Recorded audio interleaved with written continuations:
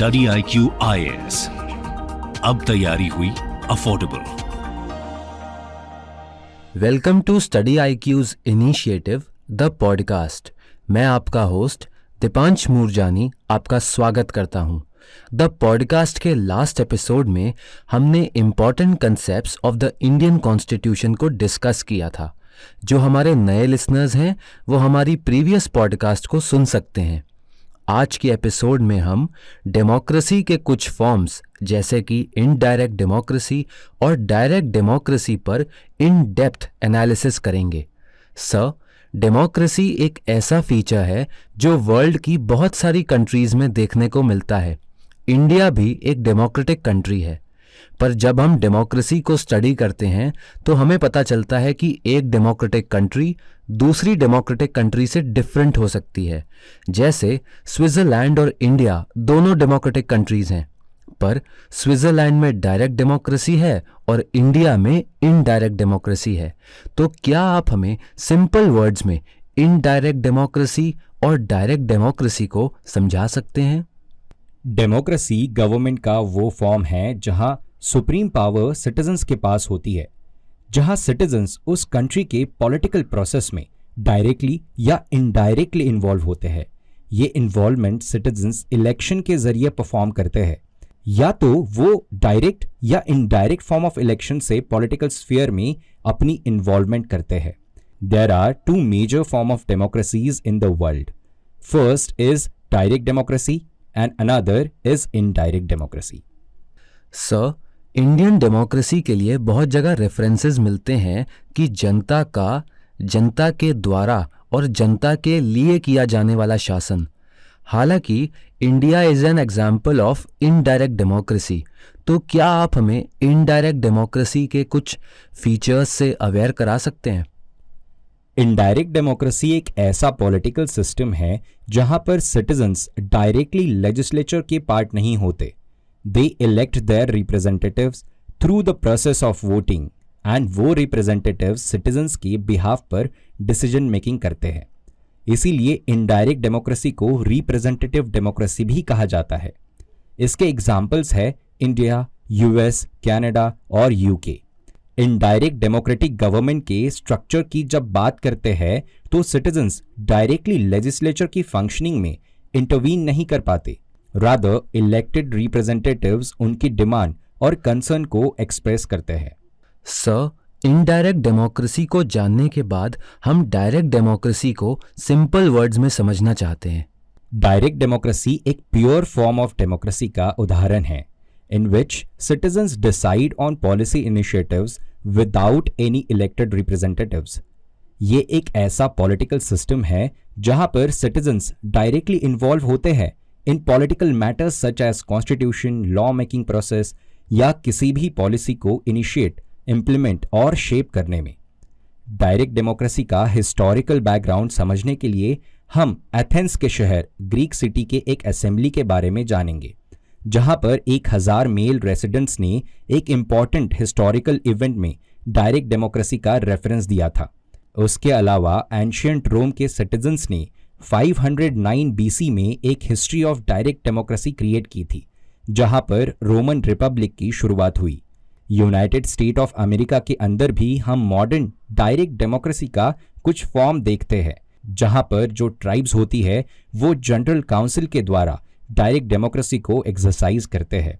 और इंडिया के अंदर इसकी प्रोमिनेंट शुरुआत देखी जाए तो वो 73rd कॉन्स्टिट्यूशनल अमेंडमेंट एक्ट से होती है, जहां पर पंचायत को डायरेक्ट डेमोक्रेसी और ग्रासरूट डेमोक्रेसी के एलिमेंट मिलते हैं।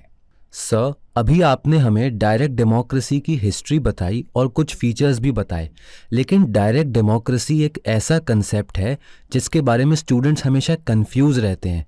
तो क्या आप हमें ये बता सकते हैं कि डायरेक्ट डेमोक्रेसी इम्प्लीमेंट कैसे होती है, या क्या टूल्स होते हैं जिनके थ्रू डायरेक्ट डेमोक्रेसी को इम्प्लीमेंट किया जा सकता है? डायरेक्ट डेमोक्रेसी को इम्प्लीमेंट करने के लिए कुछ डिफरेंट टूल्स है। इसी श्रृंखला में पहला टूल आता है रेफरेंडम। रेफरेंडम एक ऐसा मैकेनिज्म है in which citizen can vote on a legal issues, यानी कि जो भी लीगल इशू होता है उसके लिए सिटीजन उसके अंदर अपना वोट दर्ज कर पाए। इश्यूज को हाईलाइट कर सके। इसी वोट्स के द्वारा वो गवर्नमेंट डिसीजंस को एक्सेप्ट या रिजेक्ट कर सकते हैं। इसका बेहतर उदाहरण ब्रेक्जिट है। ये एक ऐसा रेफरेंडम था जहां पर यूनाइटेड किंगडम के सिटीजन्स ने डिसाइड किया कि क्या वो यूरोपियन यूनियन का हिस्सा बना रहना चाहते हैं या नहीं। इसी का रिजल्ट ऐसा रहा कि 52% ऑफ सिटीजन्स ऑफ यूके ने यह फैसला लिया कि वो ब्रेक्जिट करना चाहते हैं। दैट मीन्स कि वो यूरोपियन यूनियन का हिस्सा नहीं रहना चाहते और यूरोपियन यूनियन से अलग होना चाहते हैं। दूसरा टूल डायरेक्ट डेमोक्रेसी परफॉर्म करने के लिए सिटीजन्स इनिशिएटिव है। ये एक ऐसा टूल है जहां पर डायरेक्ट वोट के द्वारा सिटीजन्स कोई भी नए लॉ को इनिशिएट कर सकते हैं। सिटीजन्स अपनी इस डिमांड को पिटिशन या डायरेक्ट वोट के द्वारा आगे रख सकते हैं। इसका एग्जाम्पल यूरोपियन यूनियन के सिटीजन्स द्वारा किया गया। सिटीजन्स इनिशिएटिव फोरम एक ऐसा इनिशिएटिव था जहां पर लिस्बन ट्रीटी 2007 के नाम से फेमस है। इसके अंदर माइनॉरिटी को सेफ पैक्ट मिला, यानी कि इसके अंदर प्रोटेक्टिंग कल्चरल और लिंग्विस्टिक माइनॉरिटीज के लिए इनिशिएटिव लिए गए। Third important tool to express direct democracy is right to recall या रिकॉल वोट। इसका सिंपल मीनिंग ऐसा है कि अगर कोई इलेक्टेड मेंबर इफिशिएंट नहीं है तो उसका इलेक्शन नल एंड वॉइड करने का भी राइट सिटीजन्स के पास है, यानी कि they can remove an elected representative from his post. ये एक बहुत एक्सीलेंट मैकेनिज्म है to check efficiency of elected public officials. जैसा कि अभी हमने जाना कि डायरेक्ट डेमोक्रेसी को इम्प्लीमेंट करने के टूल्स क्या हैं, सर क्या इंडियन कंटेक्स्ट में डायरेक्ट डेमोक्रेसी अवेलेबल है, और अगर ऐसा है तो ये किस तरीके की डायरेक्ट डेमोक्रेसी इंडिया के अंदर फॉलो करी जाती है? जैसे कि मैंने पहले मेंशन किया था, इंडिया में डायरेक्ट डेमोक्रेसी का element 73rd constitutional amendment act 1992 के द्वारा पंचायत के लेवल पर इंट्रोड्यूस कराया गया, जो कि ग्रास रूट लेवल डेमोक्रेसी को स्ट्रेंथन करने का एक इफेक्टिव स्टेप था। इंडिया में हमें रिकॉल इलेक्शंस देखने मिलते हैं। कुछ स्टेट्स जैसे उत्तर प्रदेश, बिहार, उत्तराखंड, महाराष्ट्र, हिमाचल प्रदेश, झारखंड और छत्तीसगढ़ में पंचायत लेवल पर सरपंच को अपनी पोजीशन से हटाने के लिए रिकॉल इलेक्शंस देखने को मिलते हैं। रिकॉल इलेक्शंस के इंस्ट्रूमेंट को किसी भी ऑर्डिनरी इंसान के द्वारा इनिशिएट किया जा सकता है और इसी को इम्प्लीमेंट करने के लिए कुछ मिनिमम नंबर ऑफ सिग्नेचर्स के साथ उस इनिशिएटिव को मैजिस्ट्रेट के पास सबमिट करना होता है। हम रिकॉल इलेक्शंस को म्युनिसिपल लेवल पर भी इम्प्लीमेंट होता देखते हैं in the states of Madhya Pradesh, Chhattisgarh, Bihar, Jharkhand and Rajasthan. यहाँ पर नोट करने वाली बात यह है कि रिकॉल इलेक्शंस के इनिशिएटिव को यूनियन लेजिस्लेचर और स्टेट लेजिस्लेचर के मेंबर्स के लिए भी लाने की कोशिश करी गई थी। It was introduced as a constitutional amendment bill by C.K. Chandappan in the Indian parliament in 1973। Atal Bihari Vajpayee ji ने इसको सपोर्ट किया था, बट ये बिल कभी भी पार्लियामेंट ने पास नहीं किया। उसके बाद हमने एक प्राइवेट मेंबर बिल के द्वारा भी 2016 में यही सेम प्रोविजन देखने को मिली। इसको member of parliament Varun Gandhi ने पार्लियामेंट में 2016 में इंट्रोड्यूस किया था, बट इस बिल को अभी तक पैसेज नहीं मिला। अगर इंडियन कॉन्टेक्स्ट में रेफरेंडम की बात करें तो रेफरेंडम जैसा कोई भी वर्ड इंडियन कॉन्स्टिट्यूशन में मेंशन नहीं है। रेफरेंडम हमें इंडिया में 1975 में देखने को मिलता है, जिसको सिक्किम रेफरेंडम के नाम से भी जाना जाता है।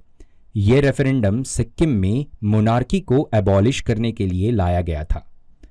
हमें गोवा में भी रेफरेंडम देखने को मिलता है इन द ईयर 1967। गोवा में रेफरेंडम हमें इसलिए देखने को मिला था, इससे ये डिसाइड किया जा सके कि गोवा को सेपरेट टेरिटरी बनाई जाए या फिर उसको महाराष्ट्र स्टेट का एक पार्ट बनाया जाए। गोवा के लोगों ने वोट किया कि गोवा एक यूनियन टेरिटरी बनाई जाए, तो ऐसा ही हुआ और फिर 1987 में Goa become a state. Sir, direct democracy को आगे समझते हुए क्या आप हमें डायरेक्ट डेमोक्रेसी के कुछ एडवांटेजेस और डिसएडवांटेजेस के बारे में अवेयर कर सकते हैं? सबसे पहले अगर हम एडवांटेजेस की बात करें तो डायरेक्ट डेमोक्रेसी का सबसे पहला एडवांटेज होता है कि it promotes participation in politics. Direct democracy के अंदर सिटीजन्स को एनकरेजमेंट मिलती है कि वो पॉलिटिकल सिचुएशंस के बारे में ज़्यादा अवेयर रहे. They are involve in decision making process which allows them to play an important role in political development of their country. Direct democracy के अंदर सिटीजन्स को ज़्यादा ऑटोनॉमी मिलती है, या फिर हम कह सकते हैं कि ज़्यादा कंट्रोल मिलता है इन डिसीजन मेकिंग प्रोसेस. पर वही इनडायरेक्ट डेमोक्रेसी में सिटीजन्स के पास सिर्फ और सिर्फ अपने रिप्रेजेंटेटिव्स को इलेक्ट करने की ऑटोनॉमी या फिर कंट्रोल होता है. तीसरा एडवांटेज डायरेक्ट डेमोक्रेसी का है कि वो ट्रांसपेरेंसी मेंटेन करता है. डायरेक्ट डेमोक्रेसी अपने सिटीजन्स को अलाउ करती है to have a transparent relationship with the government, यानी कि सिटीजन्स अपनी प्रेफरेंसेस को एक्सप्रेस कर सकते हैं, अपनी डिमांड्स को आगे रख सकते हैं. सिटीजन्स गवर्नमेंट के फंक्शनिंग पर क्वेश्चन कर सकता है. जैसे कि हमने एडवांटेजेस के बारे में बात की, हम कुछ डिसएडवांटेजेस ऑफ डायरेक्ट डेमोक्रेसी के बारे में बात करेंगे. पहला डिसएडवांटेज ऑफ डायरेक्ट डेमोक्रेसी है इरैशनलिटी. यहाँ पर वोटर्स के पास सुप्रीम अथॉरिटी होती है, तो बहुत बार देखा गया है कि वोटर्स इरैशनली वोट करते हैं. दैट इज, वो किसी भी पॉलिसी के पॉजिटिव्स और नेगेटिव एस्पेक्ट्स को ध्यान में नहीं रखते और अपनी इमोशंस के इन्फ्लुएंस में आकर वोट कर देते हैं, जिसका रिजल्ट ये होता है कि सेंसिटिव मैटर्स में रैशनल के बजाय इरैशनल तरीके से वोटिंग हो सकती है. और दूसरा डिसएडवांटेज डायरेक्ट डेमोक्रेसी का पोलराइजेशन है. डायरेक्ट डेमोक्रेसी के अंदर पोलराइजेशन कैसे हो सकता है? मान लीजिए डायरेक्ट डेमोक्रेसी के अंदर वोटर यानी सिटीजन्स ही डायरेक्ट वोट कर सकते हैं, और किसी कंट्री में अगर किसी एक कम्युनिटी की या रिलीजियस ग्रुप की पॉपुलेशन बहुत ज़्यादा है as compare to the other groups, तो पोलराइजेशन की संभावना बढ़ जाती है. तीसरा डिसएडवांटेज इन डायरेक्ट डेमोक्रेसी में harms of rights of minorities है.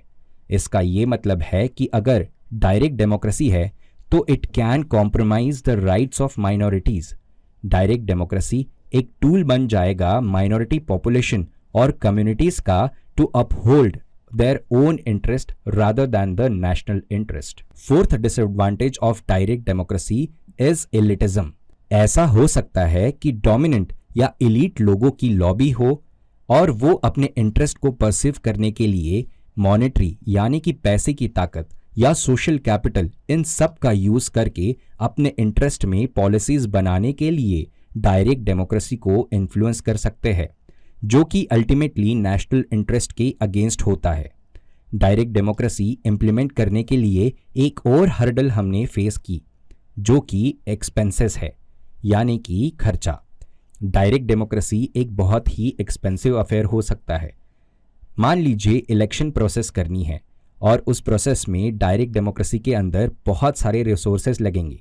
इंडिया जैसे पॉपुलेशन में इतने रिसोर्सेज को खड़ा करना एक बहुत ही एक्सपेंसिव एक्टिविटी हो जाएगी.